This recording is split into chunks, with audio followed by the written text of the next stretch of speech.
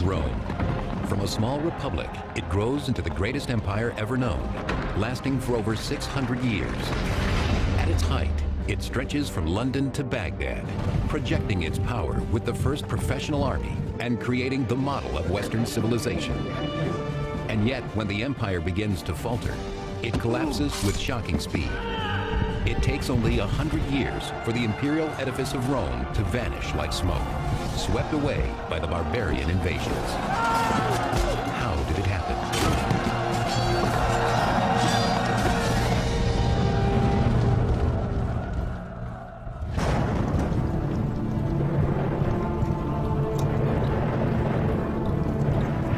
It is late in the 2nd century BC, 100 years before the crucifixion of Christ, a decade before the birth of Julius Caesar.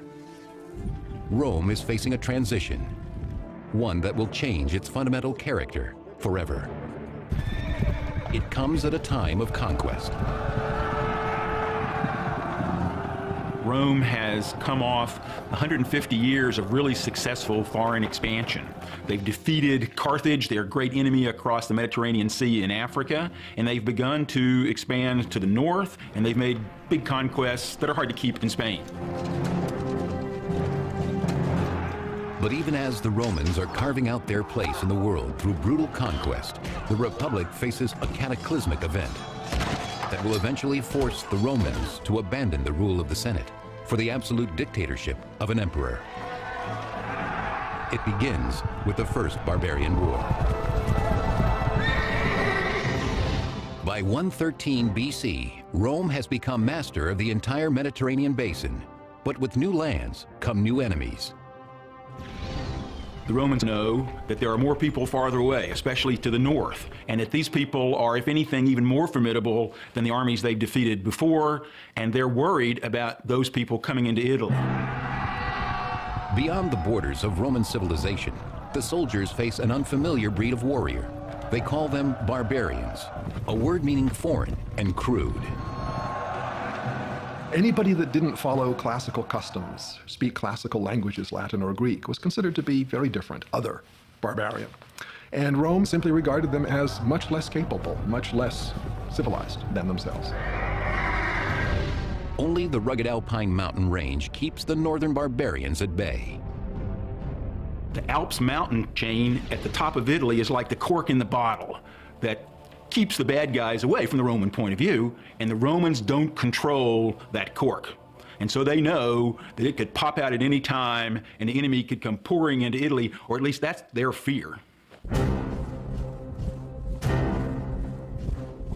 Against this growing barbarian menace stands the Roman army, a volunteer militia which prides itself on being well-ordered, well-trained, and well-armed.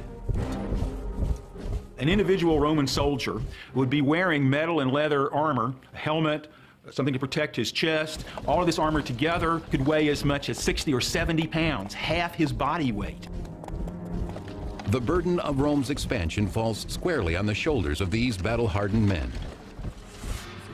But back in the capital, it's the wealthy government officials who reap the benefits. Rome is not an empire yet, but a republic ruled by the Senate. At the top of the political ladder are two elected officers known as consuls. They were the highest civilian and military officials in Rome. Above all, their responsibility was to lead the army, because national security came first. But they were also, because of their tremendous prominence, very important in setting the agenda for politics, for legislation, for reform. Though the Roman Republic embraces democratic ideals, all men are not created equal. Soldiers may win the battles for Rome, but they dare not hope to achieve the position of consul. The highest office is reserved for members of Rome's most important families, like Gnaeus, Papirius, Carbo. A very small number of families dominated the elections to become consul. This was part of the belief that Rome really needed the kind of honor that came from a long, distinguished family history. Now, as Rome expands, this honor is no longer based on merit, but on money. What's happening in Rome is, as Rome conquers more territory, more wealth is going to flow into the city. And there's a sense that wealth is going to demoralize the citizen body and the aristocracy both.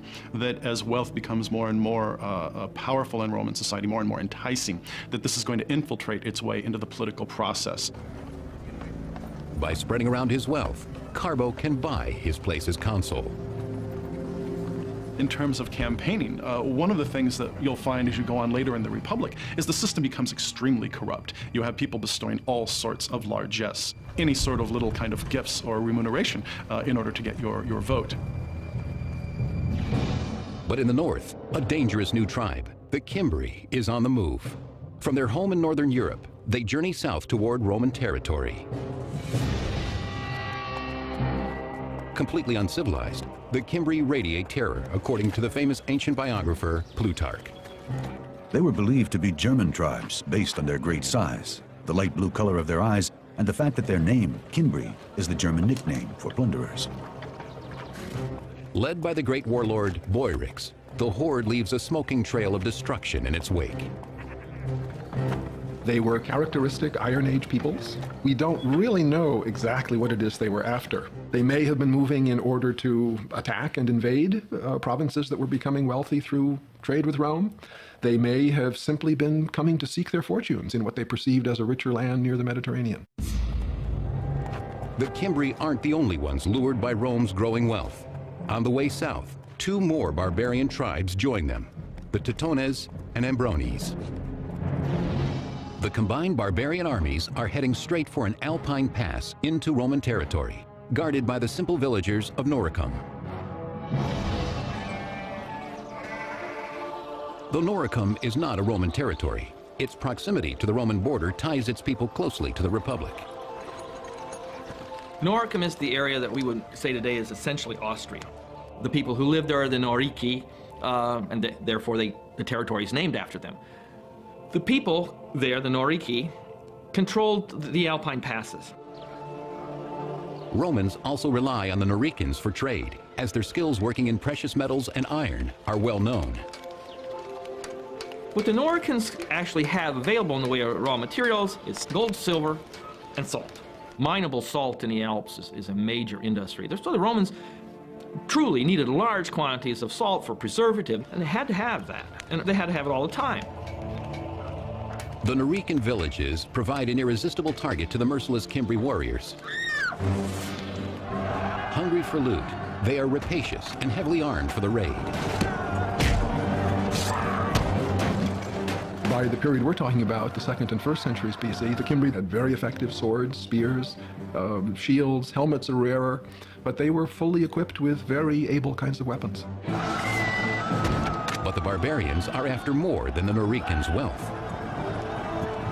The northern barbarians who were migrating, what they wanted above all was land. They weren't there to raid and leave, they wanted to live next to the Romans. The craftsmen of Noricum stand no chance against the warriors of the north.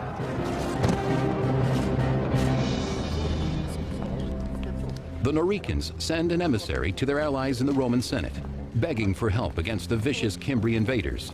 They seek out the aristocrat Carbo, whose politicking has finally paid off. He now holds the post of consul, the most prestigious office in Rome. Carbo orders his aide to begin preparations for war.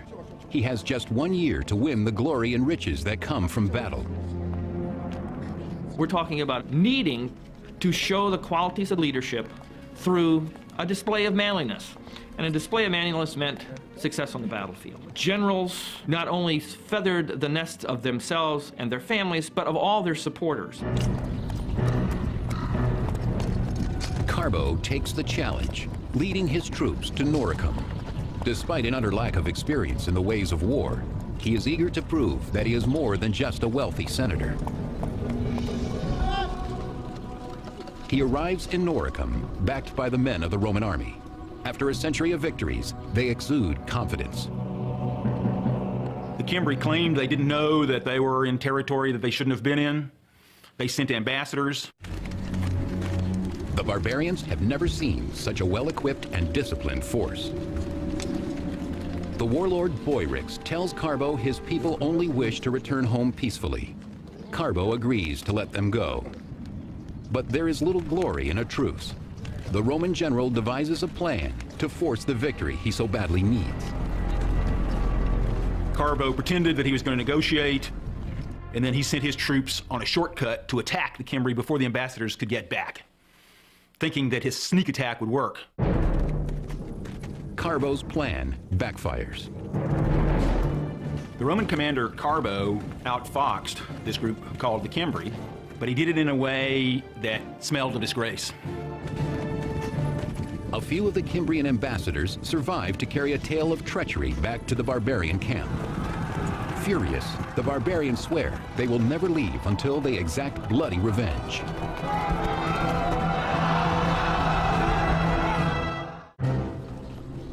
In 113 BC, the Roman general Carbo parleys for peace with violent barbarians, the Cimbri. Then he turns around and murders their ambassadors. His treachery enrages the barbarians, who value honor above all else. Vowing to avenge their fallen comrades, the Cimbri strike back with swift and sudden fury. Classical biographer Plutarch. Their courage and daring were irresistible. They rushed into battle with the speed of a raging fire. Nothing could stand up to them. Led by two warlords, Boyrix of the Cimbri and Tudabad of the Teutones, the barbarians advance in inexhaustible waves. The archaeology tells us that they had very good weapons, not inferior to Romans. It tells us that they had real military organization with infantry troops, with officer corps. So we can tell quite a bit. Certainly we can tell much more than the Romans seemed to understand until it was too late. Consul Carbo suddenly finds himself far from the comfort and privilege of Roman politics. Here, the language of power is spoken in steel and blood. As consul, chief war magistrate, he fails miserably. Because the chief war magistrate is only out there for a year, it's very frequently amateur hour out there on the field of battle. So you end up with very frequently inept leadership in a very important position, and it on occasion results in disaster for the Romans. The battle for Noricum is such a disaster. The Romans were in the end saved from being pushed over the cliff into the hell of utter destruction only by a giant storm, lightning, thunder, and rain. Not from his horse, Carbo struggles to flee from the deadly chaos. He escapes the battle only to commit suicide, for he has disgraced himself and Rome in the eyes of the gods. God saved the Romans, but only just, and only after many, many had been killed. What did that mean? It meant the gods were unhappy at the way the Romans behaved. And yet the Romans cling to the notion that only the aristocrats can lead them to victory. The Romans believed that old meant good, new meant dangerous. So they, for their politicians and their leaders, they preferred people with a long, distinguished family history. Over the next decade, a string of nobles, all armed with more arrogance than skill, lead armies north to protect Rome's province in Gaul. They meet the barbarians at Tolosa, Bertigala, and finally Arausio, present-day Toulouse, Bordeaux, and Orange, France. In each instance, the barbarians completely rout Rome's heralded legions. The Romans had their particular formal ways of fighting. If we think of the beginning of the film Gladiator, that's a perfect representation of how Rome liked to fight. Take hours to set up everything in the battle order and then launch the attack. In contrast, the barbarians' counterattack is unpredictable and devastating to the Roman lines. You have these lines of men, and if the person next to you goes down, the person behind will step into that gap. And death would be much, much more intimate.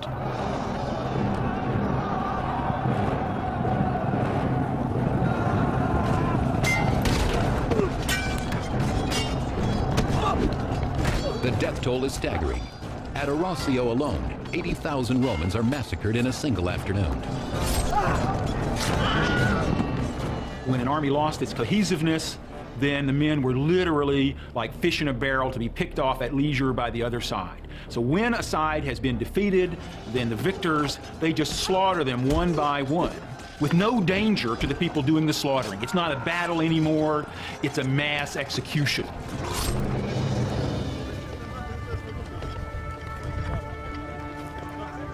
By 105 BC, the Cimbri and their allies desire much more than Roman blood and booty.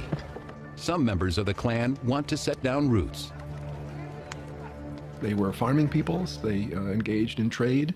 They lived in small villages. People were growing wheat and barley, rye, oats, millet, a whole variety of different kinds of cereals. They were raising lentils and peas and beans and other kinds of garden crops. Cattle were extremely important. Pigs, sheep, and goat were all being raised.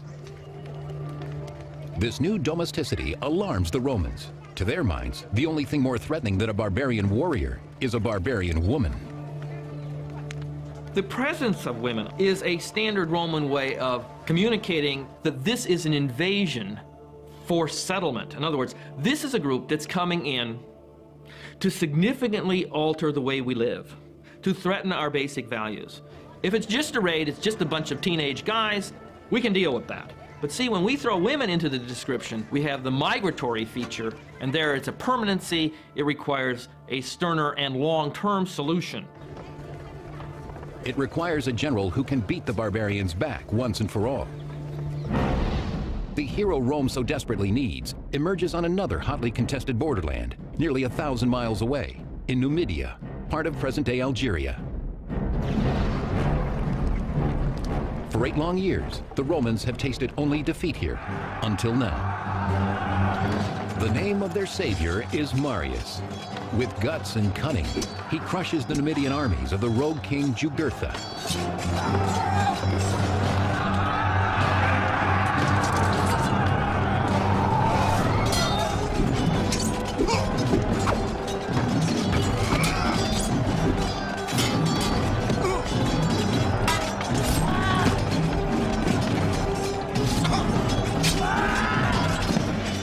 Rome needed great soldiers, and Marius was the greatest Rome had yet seen. Both because he was a great commander, Marius could pick the right time and the right place for a battle, but also because he won his soldiers' loyalty and affection by getting down and digging ditches with them, by eating the same rough food, by being in better shape than even they were, and they were the best conditioned soldiers in the world. He comes by his common touch naturally, for Marius is no aristocrat. Still, he speaks of his humble background with pride. I cannot point to my ancestors, but I can show medals and other military honors, to say nothing of the scars on my body, all of them in front. These are my title of nobility. Now, as the northern barbarians close in, the Romans turn to Marius, their last and best hope. At the end of the 2nd century BC, a violent barbarian tribe, the Cimbri, along with their allies the Teutones and Ambrones, lay waste to the northern frontier. A horrified Rome turns to its greatest general and new consul, Marius. He's a proven military commander, and you don't want to fool around when you have Teutones and Cimbri who have defeated army after army. You really want to take care of the problem urgently, and so you want to send a capable leader out on the field. But even the great Marius cannot lead without men to follow him. Devastated by a decade of war, Rome faces critical troop shortages. If you have as many men lost to the German tribes in 113 and 109 and 107 and 106 and 105, as the Romans did, that's going to traumatize Roman society pretty severely. Despite a vigorous recruitment campaign, Marius cannot find enough qualified men, landholders who are willing to serve. To be in the Roman army in the High Republic, you had to have a property qualification. You had to be a person of means, and this causes some problems for the Roman army because there's a problem with manpower. Marius's solution is as simple as it is radical. He sends his recruiters out to seek soldiers among the landless poor. You don't have to be a property holder to be a Roman citizen, so why should you have to be a property owner to be a legionnaire? Many people wish to be soldiers. It's a good job, and it's probably an exciting job. Opportunities for booty, wine, women, and song, chance to see the world at government expense, etc. The same things that we see on our recruitment posters. Marius said anybody can be in the army. This then gave the Romans a much greater pool of men on which to draw to strengthen their legions, because in Roman society there were many, many, many more poor than there were middle class. The old guard judges recruits by their income. Marius judges his by their fighting potential. Stand up against a legionary, and you can stand up to the barbarians. By extending the search for legionaries down into the proletariat, what that rather quickly does is it makes the ordinary soldier even more dependent upon the success of the commander. The general is expected to provide for his men and to provide for them as soon as he can, and to be generous. Lured by the promise of wealth, a new breed of Roman soldier marches to war. Marius pledges to give them all the tools and skills they need. I will teach you to strike down an enemy. Fear nothing but disgrace, to sleep on bare ground and work hard on an empty stomach. In 104 BC, Marius and his army set off for Gaul to meet the Cimbri. In a stroke of good fortune for the Romans, the barbarians choose that very moment to leave Gaul and raid Hispania instead. It is a tactical mistake that buys Marius valuable time. Marius molds his new army from the ground up. He not only hardens them to the rigors of a soldier's life, he makes them love it. Marius made lots of innovations in the army. For example, he gave each legion an eagle, a silver eagle as its standard. He trained his men to carry what they needed on campaign so they could move faster. But he weighed them down so much that they called themselves Marius's mules. Marius didn't need pack animals for his army to go on campaign. He already had his mules, and they only had 2 legs. But they were more effective. They were more flexible. And it's the flexibility of the legions that is enhanced by Marius's military reforms, including the standardization of equipment. Well equipped and unified in spirit, Marius's mules are transformed, but untested. 2 years pass with no sign of the barbarians. Still, the fear they inspire remains. Panicked, the Romans ignore their own ancient traditions about term limits and re-elect Marius consul, the chief magistrate of war. I think part of the problem is to deal with the threat from the north, you have to give Marius this extraordinary command where in 104, 103, 102, 101, 100, he's consul. Boom, boom, boom, boom, boom. At last, in 102 BC, the Phantom Menace becomes real. The Cimbri, Teutones, and Ambrones sweep out of the north and west on a collision course with Rome. Marius builds a fortress near Arasio. He sends another army to guard Noricum. For above all else, the Alpine passes into Italy must be protected. Within weeks, half of the horde, the Teutones and Ambrones, swarm around Marius's fort, a terrifying sight according to Plutarch. Their numbers appeared to be infinite. They were hideous to look at. Their speech and their shouting were unlike anything that anyone had ever heard before. And yet Marius forces his men to look and learn. Marius was a brilliant military man. He understood the life and the thoughts and the psychology of a soldier. What Marius gave to the Roman Republic was confidence that Romans could defeat the fiercest barbarians in the world. The fortress holds. The Teutones and Ambrones cannot pass. 150,000 strong, they head south, seeking another Alpine pass. The Romans pursue them at a distance, in no hurry to engage till the right time and place. For Marius has already picked out the perfect battlefield, where he will at last unleash the power of his unconventional army.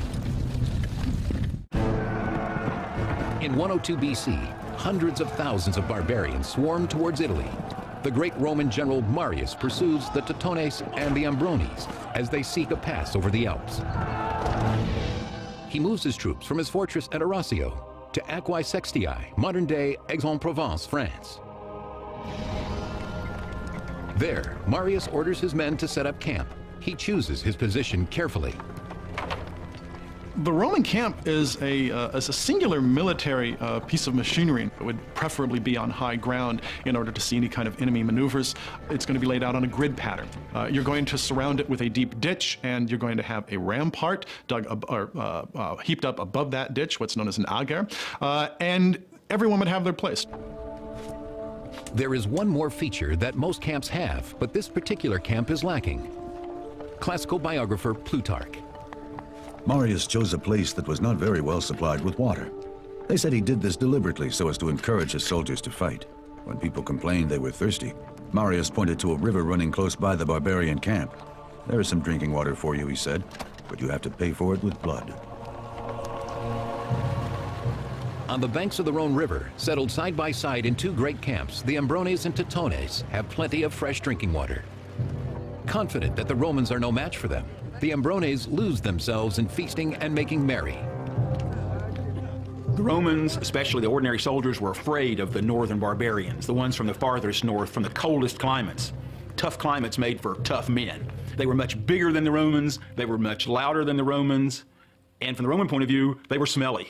Not because they didn't bathe, they probably bathed more than the Roman soldiers, but they used, shall we say, a different cologne, bear fat. The Romans were used to the scent of olive oil. They never suspect the danger lurking in the forest as a small but desperate contingent of Marius's troops creep up on the barbarian camp. Roman soldiers were always afraid because they weren't fools. They knew that they were going to be in danger of being killed just as easily as the enemy, because Roman soldiers didn't do their real killing from a distance.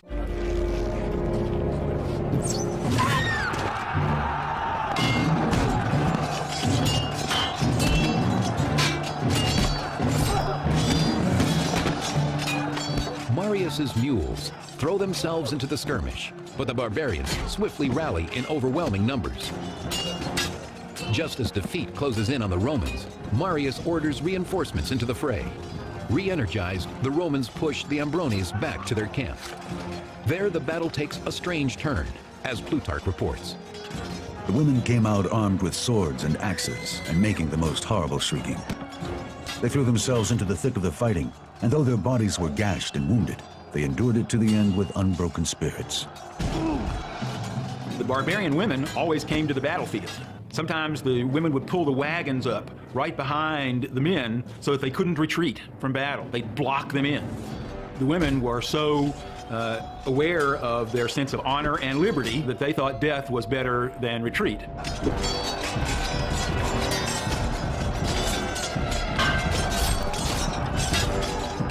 The Romans thought that these women were unbelievably brave, unbelievably courageous. They thought these barbarians were the ultimate risk takers. By bringing their family to the battlefield, they're putting everything on that one roll of the dice. We win or we die, and that means all of us, men, women, children, babies. But the Romans also have something to protect, their honor and homeland. With the skills that Marius has taught them, they earned their first victory over the German invaders in more than a decade. Back at camp, Marius prepares for the revenge attack that will certainly be launched by Teutobod, king of the Teutones. In Aquae he faced a really difficult tactical situation. As usual, the enemy far outnumbered the Romans. But Marius, always able to choose the right time and the right place, carefully selected the terrain. He lays a trap with his trusted captain, Claudius Marcellus. Marius sends Marcellus with 3,000 men into the woods behind the Teutones camp. He instructs them to lay low until the fighting begins. The barbarians, spoiling for vengeance, charge up the hill to the Roman camp, just as Marius has planned. They meet a wall of swords, according to Plutarch. Marius himself fought in the front rank, putting into practice the orders he'd given his soldiers. For he was in as good training as anyone, and in daring, he far surpassed them all. This battle was a real test of Marius's philosophy in creating his mules that were strong enough to stand up with all of their armor and to stay in position and to hold their discipline even when the enemy was yelling and charging with a fantastic fierceness, and then in full armor rushed them with their swords so that they could be like a flying wedge coming downhill and smashing the enemy. As Marius and his men forced the barbarians back, Marcellus and his cohorts burst from the woods. Together they snuff out any hope of retreat for King Teutobod and his warriors. The body count defies imagination. The Romans slaughter more than 100,000 Teutones. The rest they take as slaves, spoils of war that will make Marius's mules and all of his supporters rich. His patronage is not just to the soldiers. He is very generous to all Romans of all ranks. Marius, by monopolizing power at the very top, in reality becomes the patron of even members of the senatorial class. Swept up by the barbarian fever, the Romans once again elect Marius to Rome's most important office. He will serve as consul for an unprecedented 5th term. There was such an immense fear that the barbarians would come pouring in through the gateway of the Alps, which the Romans didn't control, and lay waste to Italy and sack Rome. Politics has to take the hindmost. For Rome is not out of danger. Marius has only crushed half of the barbarian horde. The Cimbri, the most fearsome barbarians of all, are still on the loose.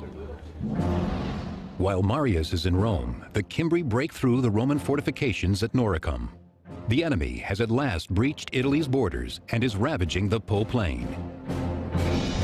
Clearly, only one man has the courage and cunning to meet this new crisis: Consul Marius. In 102 BC, Marius's mules massacre the violent barbarian tribe, the Teutones, in southern Gaul, destroying half of the barbarian force. But the terrifying Cimbri tribe slips through the Austrian Alps. From Rome, Marius rushes north to the Po Plain, vowing to eliminate the barbarians once and for all. When Marius arrives in the Roman camp, the Cimbri send him an envoy. They come not to attack, but to make demands. The Cimbri come to him and say, "We want land. That's what we want. We don't want to fight. We want land just like the land you gave our neighboring tribe there across the mountains in France." The Cimbri apparently haven't heard about the disaster that has befallen their Teutonic comrades. So Marius, with a crooked smile on his face, a smirk maybe, says to them, "Oh, you don't have to worry. Your brothers, they already have their land. We'd be happy to give the same land to you," meaning your graves in the earth. In disbelief, the Cimbri demand proof, according to Plutarch. Marius mocked, "But your friend is right here. Please don't go without saying hello to him." And he ordered Tudobad, king of the Teutones, to be brought forward in chains. Marius will cut no deal with the Cimbri. Their envoy leaves, swearing to take revenge for their fallen allies. Despite Marius's recent victory over the barbarians, the Romans are still vastly outnumbered by the fierce northern warriors. With battle looming, the great general calls for an animal sacrifice. The Romans would always have a sacrifice before going into battle to see if the gods would send them the message, "There's nothing wrong with your plan." It didn't guarantee victory, but it meant you had a chance. And the Romans took that very seriously. The Romans' faith is their only shield in the face of overwhelming odds. By the end of tomorrow, a tidal wave of blood will flow. Whose blood remains in the hands of the gods?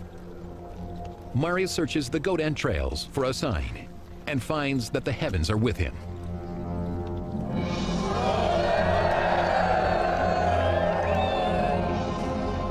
In 101 BC, all Rome holds its breath as two mortal enemies meet outside the hamlet of Vercelli, Italy. 15,000 strong, the Cimbri cavalry rides onto the field of battle.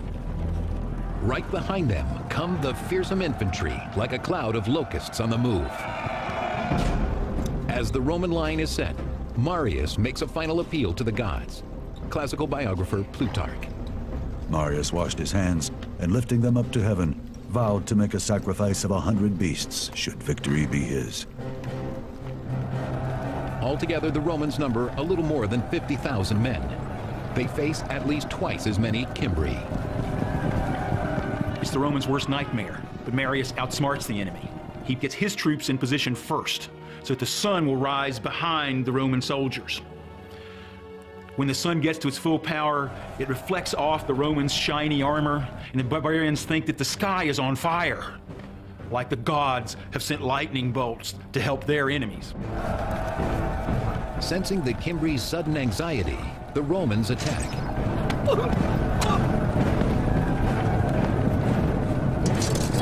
The Romans do have slingers, they do have archers, but the foot infantry is the mainstay of the battle. You're going to get blood on you, you're going to hear the groans of the person you're killing, the person who's getting killed next to you.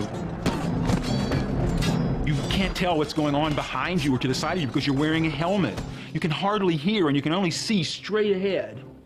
It required courage and dedication and overcoming your fear to an overwhelmingly amazing degree. At Vercelli, the Romans wipe out 120,000 Cimbri. More importantly, they cast out the shadow of fear that has terrorized Rome for 13 years. Marius returns home from the Cimbrian War a hero. Adoring crowds hail him as the savior of Rome, despite their own long-standing rule that no one should serve consecutive consulships. They clamor for him to once again run for consul. As Marius is doing this, he's moving little by little toward becoming, in the eyes of the people, a permanent head of this enterprise, so that we're approaching having an emperor. It is exactly what the aristocracy has worried about all along. Now that the barbarian danger has passed, many nobles are openly hostile to Marius. To stay in power, Marius must find support elsewhere. He seeks out corrupt politicians whose tools include bribery and murder. As a politician, Marius was not good at choosing who should be his allies. The battlefield of politics was one in which Marius was not decisive and wasn't insightful the way he was on the battlefield of javelins and swords. Jealous of other rising military stars, Marius orders the assassination of many of his rivals. Under Marius's leadership, violence, not debate, becomes the currency used to settle political differences. He has saved Rome, only to cut out the heart of the Republic. Yet Marius never loses the love of the people. In 86 BC, shortly before his death, they elect him to an extraordinary 7th consulship. He left a legacy of power in the hands of the military. He left a legacy of popular support for one man in power. It's a hinge event because the balance of power will shift. Instead of 10 or 20 ruling families controlling the consulship, you'll start to have just these grand warlords. The power of money, the power of having all of those men behind their back, whether through actually in the form of giving them political support or actually using it as a potential threat to go against their political enemies. It's going to really be a problem for the Roman government down the road. As the empire starts a long, slow slide into dictatorship, Rome is launched into an apocalypse of political injustice and endless war from which there is no return. Next on Rome, rise and fall of an empire. As Roman conquest continues, captives from the conquered lands pour into the slave pens and arenas. Out of these, one man rises up, launching a violent rebellion. His name rings like a call to freedom: Spartacus.